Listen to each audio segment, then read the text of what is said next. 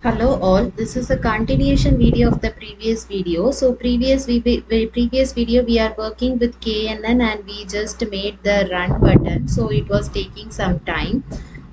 So now we can just see the results for KNN. So the trained results is 0.9064 and test results is 9590. You can notice the confusion matrix for train and confusion matrix for test. You can notice that there is some vast difference. Why?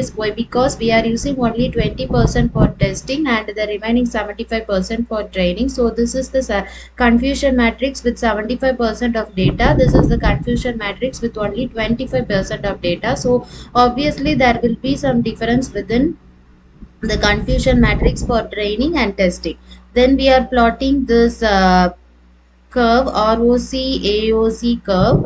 So you can notice this for KNN. So previous video itself we have declared we said that we will be making an comparison and also we made some description. So in this we can just see the comparison, that is it is getting we have worked with four algorithms like random forest, support vector mission, nairbase and KNN. Among this, random forest is providing the better results, then support vector mission is providing the least results.